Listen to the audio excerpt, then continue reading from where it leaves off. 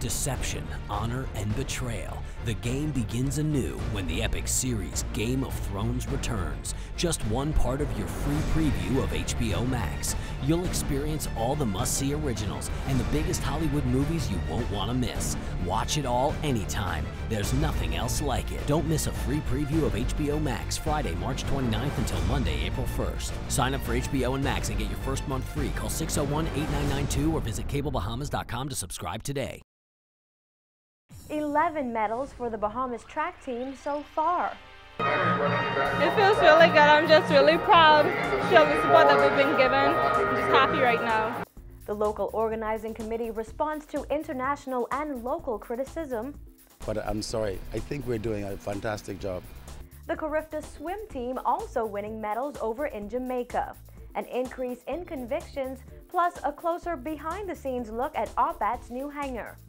This hangar is designed for 180-mile-an-hour wind loads. I'm Nakia DeVoe, and this is NB12 Weekend.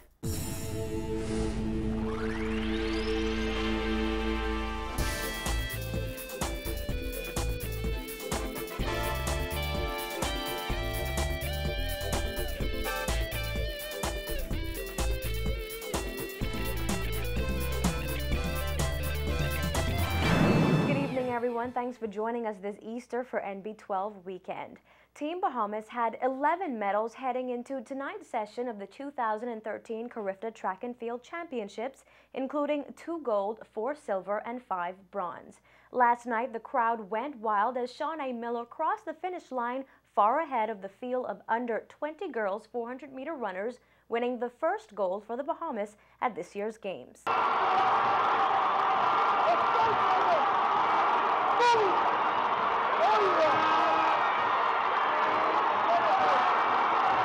The second gold medal for the country came from Devin Charlton in what many Bahamians are calling the most exciting race of the meet so far. Charlton barely beat out her teammate Carmisha Cox for the 1-2 finish in the under-17 girls 100-meter sprint. Charlton finished in 11.60 seconds, while Cox was immediately behind her with a time of 11.61 seconds. During interviews with the media, Charlton said she's hoping for more medals in her other events, and Cox said she was happy that the Bahamas dominated the race on Bahamian soil.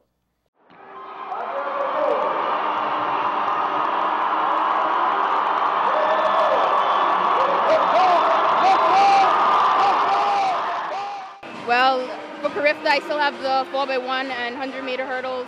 We all know that Devin's a strong starter and I'm a strong finisher, so we both use each other during those phases and we get the job done. But the country's very first medal was won on the field. Brashay Woods got a bronze medal in the under-17 girls shot put, starting off the medal count for Team Bahamas yesterday afternoon. The crowd really motivates you to get hype and get ready to throw. So the crowd is a big part of performing.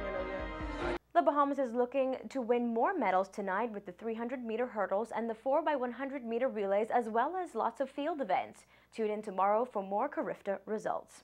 Well, the local Carifta organizing committee admitting today that it did face some challenges during the opening ceremonies and the first day of competition. But according to LOC Chairman Basil Christie, committee members are more than pleased with the running of the meet, despite yesterday's scathing international criticism. What has been said has been said. I'm here as chairman of the organizing committee to confirm that those weaknesses that have been identified have been corrected. And we're very much efficiently on stream at this point. Yesterday, journalist Anthony Foster published an online article about the games being disorganized and behind schedule, particularly for journalists. Well, he wrote a second article today about internet and phone services. There were complaints by many that the accreditation process was slow and frustrating, and the internet was not available to journalists who needed to provide up-to-the-minute results. While Christie said the inconveniences were unfortunate, people must take into account that this is a first for the stadium. We've had some glitches as far as the media and the transmission of our program throughout the rest of the world, throughout the rest of the region.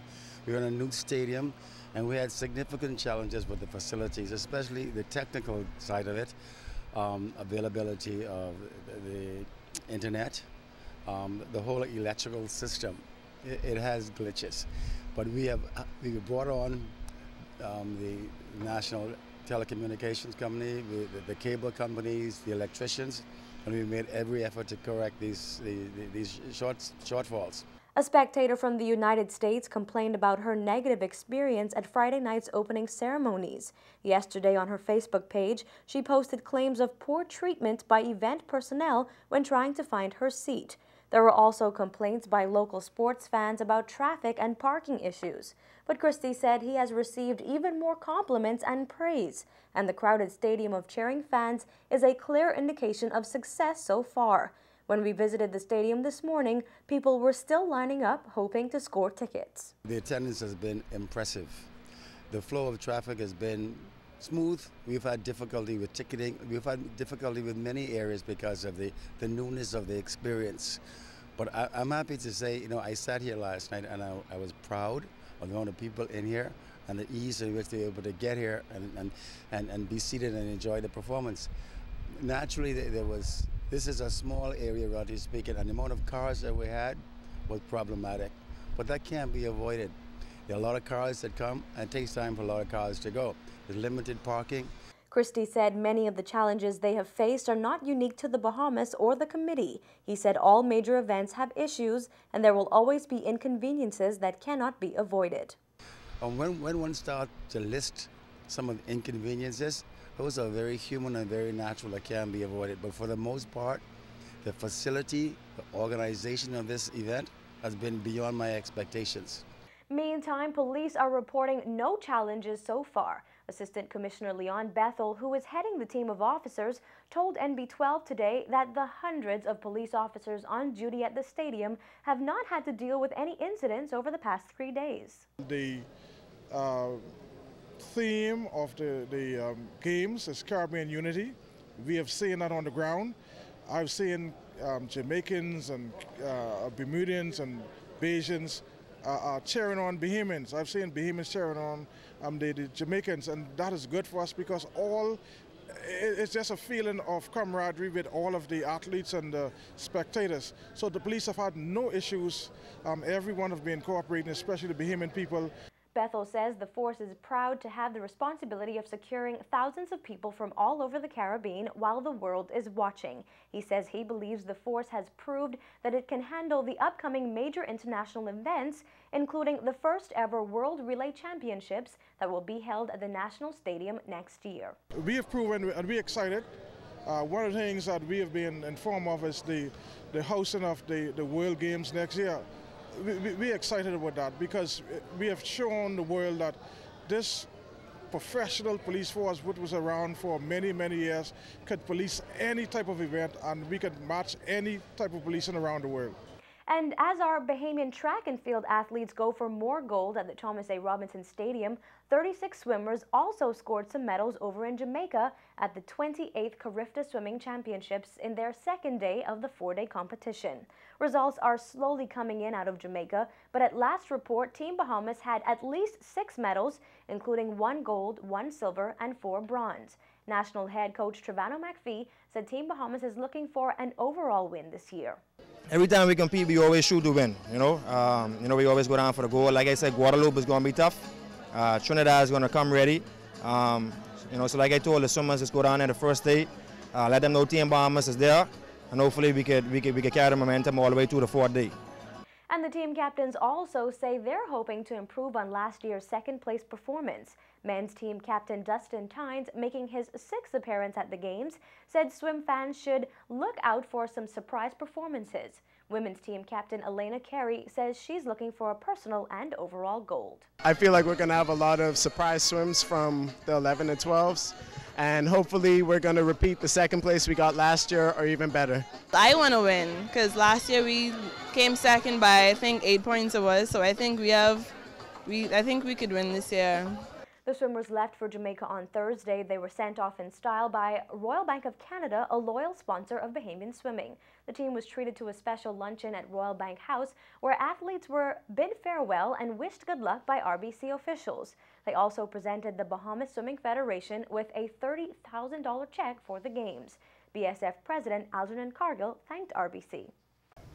At RBC, supporting our youth is one of our core areas of focus for our community involvement programs. Here in the Bahamas, we've chosen to support the Bahamas Swimming Federation because we believe that the athletic training is critical to helping young people realize their full potential. Swimming and water polo sports are not only exercise that provides exercise for the body, but also requires setting personal goals.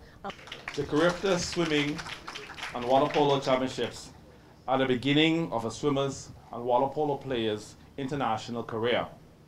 This is the beginning, and with God's help, their focus, dedication, and commitment, a successful Carifta career can mean a successful CISC career, CCCAN, CAC, Pan Am, Worlds, Commonwealth, and an Olympic career. The Carifta Swimming Championship started March 30th at the National Aquatic Stadium in Kingston, Jamaica, and ends April 2nd.